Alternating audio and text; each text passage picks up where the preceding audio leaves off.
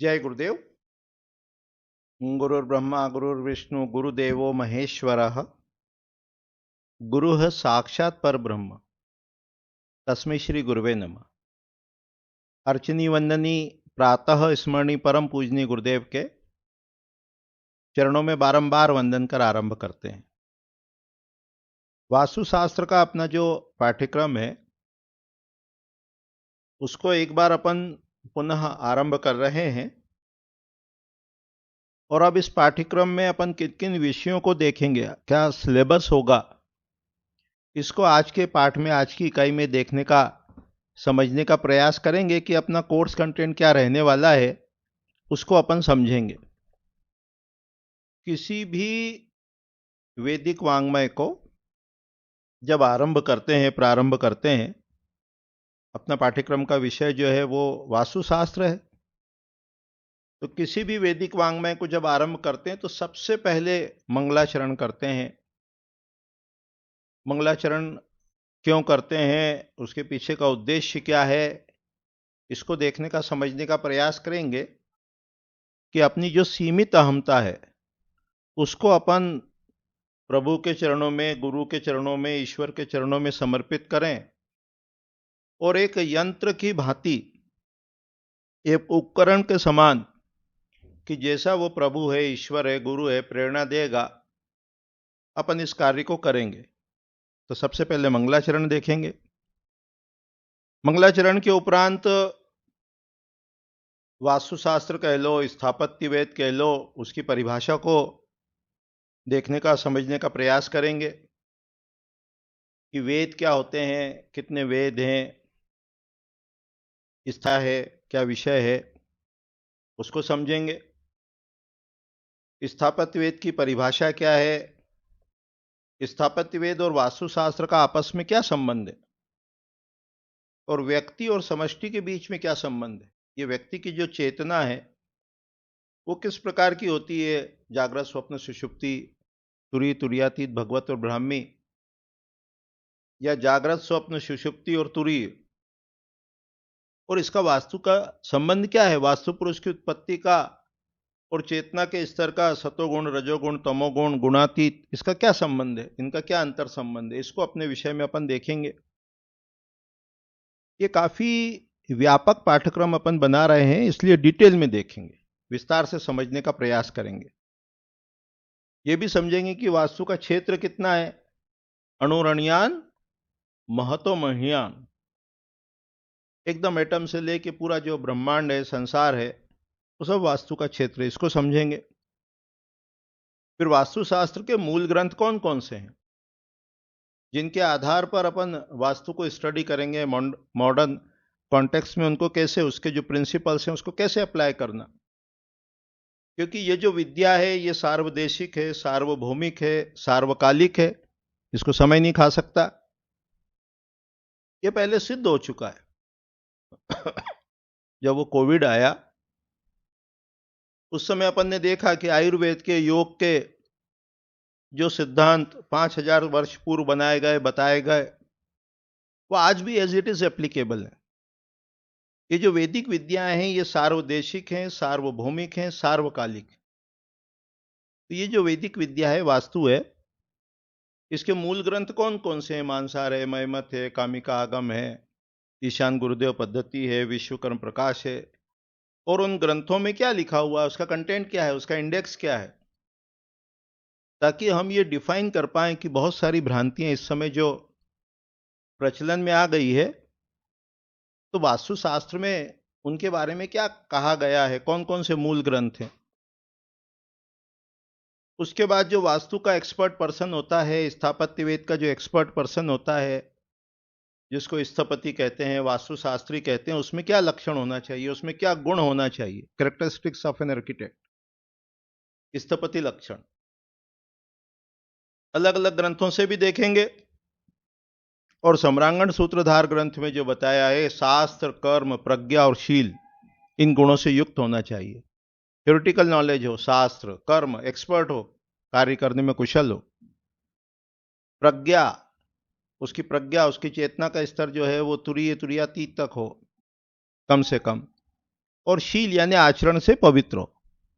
इस प्रकार से ये बताया, स्थपति लक्षण बताए, अन्य ग्रंथों से भी देखेंगे। सर्वशास्त्र विहित क्रियापटु सर्वदा वहित मानसा शुचि विगत मत्सर आदि को यचस स्थपति सत्यवाक, इसको समझने का प्रयास करेंगे कि वो जो स्थपति है शास्त्रों में कुशल हो, प्रज्ञावान हो, मत्सर आदि दोषों से रहित हो, ये सब समझेंगे कैरेक्टरिस्टिक्स ऑफ एन आर्किटेक्ट में, स्थपति लक्षण में। और वास्तु का विषय कितना व्यापक है, किन किन विषयों को अपने में समाहित किए हुए है, कि वास्तुशास्त्री को किन किन विषयों का ज्ञान होना चाहिए, इसको सम्रांगण सूत्रधार का जो 3rd चैप्टर है प्रश्न वर्ग, उसमें भी बताया है। उसके आधार पर भी अपन देखने का, समझने का प्रयास करेंगे कि एक कुशल स्थपति बनना हो, वास्तुशास्त्री बनना हो, तो उसको ज्योतिष का ज्ञान होना चाहिए, गणित का ज्ञान होना चाहिए, मुद्रा से संबंधित सामुद्रिक शास्त्र का ज्ञान होना चाहिए, निघंटु आदि जो ग्रंथ हैं, क्योंकि जो 45 देवता हैं, जो 8 दिशाएं हैं, दिक्पाल हैं, जितने भी वास्तु पुरुष के शरीर पर स्थित एनर्जी है, उसको डिकोड कैसे करेंगे, तो निघंटु का ज्ञान होना चाहिए। निघंटु को निरुक्त भी कहते हैं। ये जो निघंटु है, निरुक्त है, ये डिकोडिफिकेशन की विद्या है, कि कोड कैसे करना, डिकोड कैसे करना, कौन सा रंग क्या रिप्रेजेंट करता है, कौन सा अस्त्र क्या रिप्रेजेंट करता है, कौन सा भोजन क्या रिप्रेजेंट करता है, ये कोडिफाइड है पूरा। शास्त्र को कहा है बहुभेद युक्तम, ये जो वास्तु शास्त्र है ये बहुत सारे रहस्यों से भरा हुआ है, इसको प्रज्ञावान स्थपति ही पार कर सकता है। तो चेतना कैसी हो, ट्रांसपेरेंट हो, निर्मल हो। तो संबंधित जो विषय है, तो उसमें भूगर्भ शास्त्र का, व्यक्ति को देखकर उसके पूरे गुण लक्षण को जान लेना, ये सामुद्रिक शास्त्र है। भूगर्भ शास्त्र में भूमि के अंदर जो नकारात्मक ऊर्जा देने वाले पदार्थ हैं, शैल्य कहते हैं, उसको कैसे डिकोड करना, सॉइल की कैरेक्टरिस्टिक्स को कैसे फाइंड आउट करना, ये पूरा वर्णन जो है भूगर्भ शास्त्र के अंतर्गत आएगा, उसको अपन स्टडी करेंगे। योग को देखेंगे, चाहे वो पतंजलि योग सूत्र हो, चाहे उसके 4 पाद हों, 4 चैप्टर हों। समाधि पाद है, पहला जो है वो समाधि पाद है, दूसरा साधन है, कैसे उसको प्राप्त करना, यम नियम आसन प्राणायाम प्रत्याहार धारणा ध्यान समाधि। फिर तीसरा जो पाद है, चैप्टर है, वो विभूति पाद है, कि योग में जब शुद्ध हो जाते हैं तो कौन कौन सी सिद्धियां प्राप्त होती है। और चौथा जो है वो कैवल्य पाद है, उसमें चिति शक्ति का वर्णन है। वास्तुशास्त्री जब विभिन्न विषयों में एक्सपर्ट होगा तो वो सॉल्यूशन बता पाएगा, कि शरीर से संबंधित समस्या है, मन से संबंधित समस्या है, तो ये करो, ये उपाय बता पाएगा। आसन है, प्राणायाम है, धारणा ध्यान समाधि है, वो उपाय बता पाएगा। मनोविज्ञान का बहुत ही अच्छा ग्रंथ है अपना ये पतंजलि योग सूत्र। अक्षर विज्ञान का ज्ञान हो, साउंड की वो वैल्यू जो डीके नहीं होती, अक्षर यानी क्षरण, डीके होना, तो कॉन्सोनेंट्स हैं, वॉवेल्स हैं, एक एक अक्षर का पूरा प्रतिमा विज्ञान है, उसको मातृका विज्ञान कहते हैं। उससे भी उपाय कर सकते हैं। पॉजिटिविटी को कैसे एनहांस करना, एक्टिविटी को कैसे एनहांस करना। तो जब करेक्शन करेंगे तो रंग से कर सकते हैं, भोजन से कर सकते हैं, स्वाद से कर सकते हैं, अक्षर से कर सकते हैं, मंत्र से कर सकते हैं। ये सारे विषय अपन अपने पाठ्यक्रम में देखने वाले हैं। रंग का महत्व समझेंगे। सफेद रंग जो है वो शांति, कीर्ति, सौभाग्य, मोक्ष को देता है। रेड कलर जो है, लाल रंग जो है, वो वशीकरण, आकर्षण को रिप्रेजेंट करता है। ओवरडोज हो जाए तो क्रोध को रिप्रेजेंट करता है। ये सब अपन समझने का प्रयास करेंगे।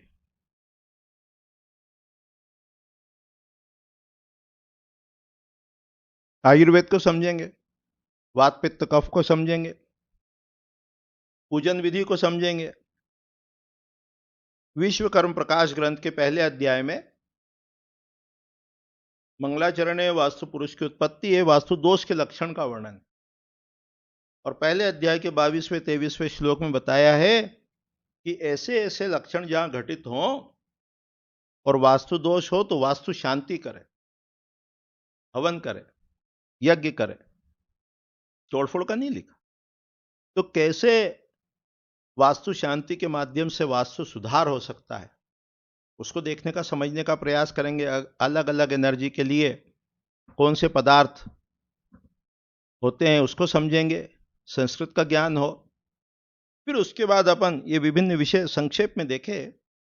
पहले तो 51 फील्ड्स निकाल के रखे थे, अभी उनको थोड़ा शॉर्ट कर दिया, कम कर दिया। जितने अधिक विषयों का ज्ञान होगा उतने अधिक एंगल से कह लो, दृष्टिकोण से कह लो, हम प्रॉब्लम का रूट कॉज फाइंड आउट कर पाएंगे। क्लाइंट की, जातक की जो समस्या है उसके मूलभूत कारण को देख पाएंगे, समझ पाएंगे। कब? जब हमें विभिन्न विषयों का ज्ञान होगा। उसके बाद अपन 4 दिशा, 8 दिशा, 16 दिशा, 45 देवता, इन दिशाओं के गुण, धर्म, दिक्पाल, 4 दिशा 8 दिशा के, उनकी कैरेक्टरिस्टिक्स, उनके स्वभाव, वो दिशा शुभ होने पर क्या शुभ परिणाम मिलते हैं, दोष होने पर क्या दुष्परिणाम होते हैं, उसके सुधार के क्या उपाय हैं, चाहे वो रंग के माध्यम हो, प्रतिमा विज्ञान के माध्यम हो, अस्त्र शस्त्र के माध्यम से हो, वनस्पति, भोजन, रत्न इत्यादि, ये सब उपायों को देखने का, समझने का प्रयास करेंगे।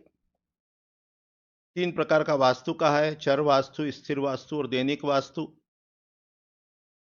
चर जो है वो पूरे वर्ष भर में जब पृथ्वी एक चक्कर लगा लेती है तो कैसे कैसे दिशाओं के गुण प्रभाव बदलते हैं, मुहूर्त के लिए देखेंगे चर वास्तु।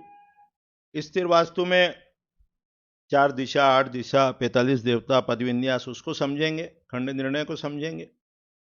और दैनिक वास्तु में सुबह से शाम तक जो पृथ्वी अपनी एक्सिस पर, धुरी पर घूमती है, जिसके कारण दिन और रात होते हैं, उसका वास्तु में क्या इफेक्ट होता है, उसको समझेंगे, जानेंगे। फिर किसी भी प्लॉट को, भूखंड को विभिन्न क्षेत्रों में जब डिवाइड करते हैं, यदि पद विन्यास को अपन कहें तो 32 प्रकार का होता है, 32 टाइप्स का, 1x1, 2x2, 3x3, 4x4, ऐसे 32x32 तक का होता है। इसका डिस्क्रिप्शन वास्तु के जो ग्रंथ है, मानसार है, महमत है, कामिका आगम है, उसमें अपने को प्राप्त होता है। तो इसको देखने का, समझने का प्रयास करेंगे।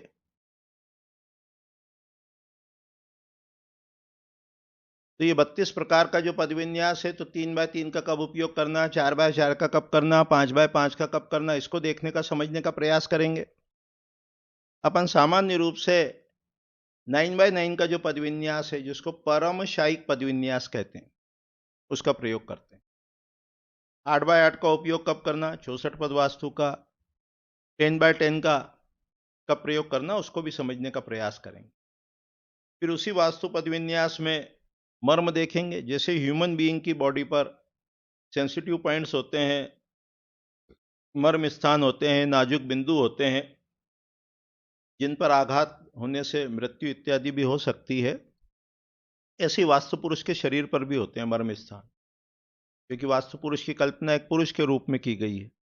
तो उन मर्म स्थान के ऊपर खंबा कह लो, कॉलम कह लो, नेगेटिविटी रेडिएटिंग एलिमेंट कह लो, वो नहीं होना चाहिए, नुकसानदेह है। वैसे तो नेगेटिविटी रेडिएटिंग एलिमेंट, शल्य इत्यादि कहीं नहीं होना चाहिए, लेकिन मर्म स्थान पे वो अधिक दोषपूर्ण है, उसको देखेंगे। उसके बाद मेन गेट जो है, चाहे वो प्लॉट का हो, चाहे वो बिल्टअप का हो, वो कहाँ होना चाहिए। बाहर के जो 32 देवता हैं, उसमें किस पद में द्वार होने पर क्या परिणाम होता है, उसको देखने का, समझने का प्रयास करेंगे। कि बाहर जो है नॉर्थ ईस्ट कॉर्नर में जो ईश है, वहाँ अग्नि भय कहा है। उसके बाद का जो पद है पर्जन्य है, उसमें कन्या जन्म कहा है। जयंत बहुवित्त द कहा है, बहुत धन देने वाला। महेंद्र में गवर्नमेंट डिपार्टमेंट से बेनिफिट्स, ये शुभ द्वार के लक्षण बताए। तो ऐसे बाहर के जो 32 पद हैं, उसके द्वार का डिस्क्रिप्शन अपने को प्राप्त होगा। उसको अपन विश्वकर्म प्रकाश ग्रंथ के 7वें अध्याय के आधार पर देखेंगे, मानसार के आधार पर समझेंगे, जानेंगे। और यदि द्वार शुभ स्थान पे नहीं है तो क्या करना चाहिए, क्या अल्टरनेट हो सकते हैं, सुधार के क्या उपाय हो सकते हैं, इसको भी अपन देखने का, समझने का प्रयास इसमें करेंगे। उसके बाद इससे पाठ्यक्रम में जब आगे चलेंगे अपन, किधर हो भाई माउस?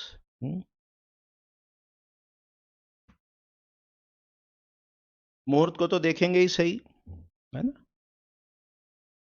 कि गृह आरंभ कब करना, घर विन्यास कैसे करना, फाउंडेशन डिपॉजिट कैसे करना, फिर उसके बाद प्लानिंग कैसे करना घर की, उसको देखने का समझने का प्रयास करेंगे। एक स्लाइड मिसिंग है क्या? नहीं है। फिर उसके बाद जब घर बन गया तो उसमें जो इंटीरियर डेकोरेशन है, आंतरिक सज्जा, सम्रांगण सूत्रधार में पूरा एक चैप्टर है 34th, प्रयोज्य अप्रयोज्य, कि घर में किस प्रकार की drawing, painting, photo, pictures, objects उसका प्रयोग करना चाहिए, इसको देखने का समझने का प्रयास करेंगे।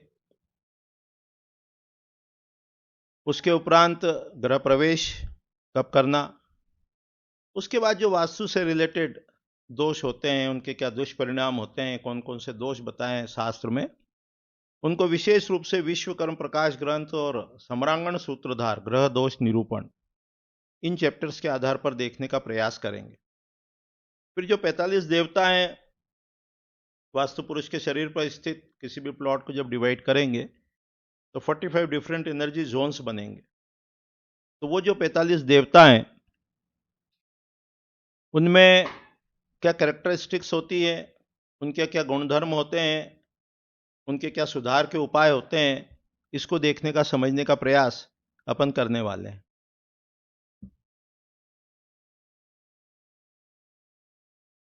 उसके बाद सुधार के उपाय 45 देवताओं की कैरेक्टरिस्टिक्स के अकॉर्डिंग। उसके बाद इसी कोर्स में अपन इंडस्ट्रियल वास्तु को भी देखने का समझने का प्रयास करेंगे। कौन सी स्लाइड है अभी?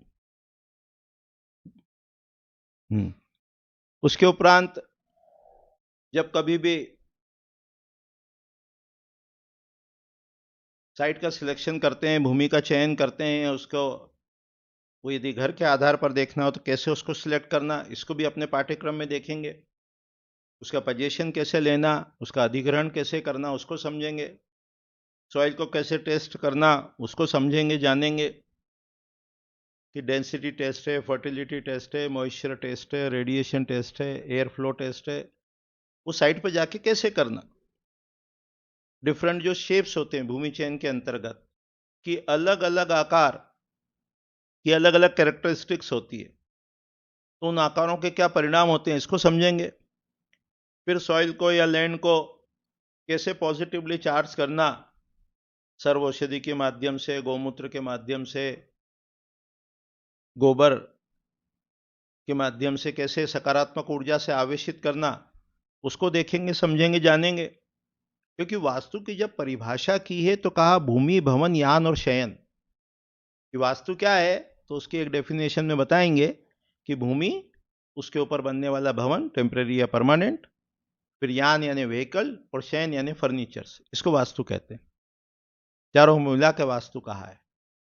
तो ये जो भूमि है इसी पे दूसरे 3 जो टिके हुए हैं, अन्य 3, तो भूमि को कैसे सकारात्मक ऊर्जा से आवेशित करना, उसको समझेंगे।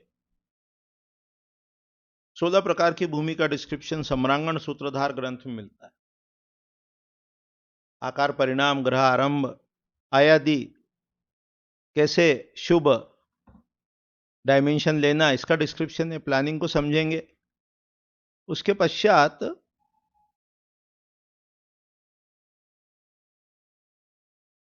जब रिमेडीज में अपन जाते हैं तो एक कलश के अंदर 8 औषधि, वजकूट, चंदन, जटामासी, नागरमोथा, आंबा, हल्दी, 8 रत्न, पारा, सोना, सर्वौषधि, क्रिस्टल्स, उसको रख कर उसको कैसे पूजन करना, कलश में या एक बॉक्स में, बॉक्स यानी मंजूषा, पेटी, कैसे पॉजिटिवली चार्ज करना, भूमि में कैसे स्थापित करना, कहाँ स्थापित करना, शास्त्र में उसका कहाँ रेफरेंस है, उसको देखेंगे, समझेंगे, जानेंगे।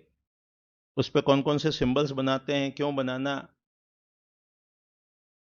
मेन गेट के ऊपर जो डोर फ्रेम लगाते हैं उसको तोरण कह लो, अष्टमंगल कह लो, उसको समझेंगे, जानेंगे।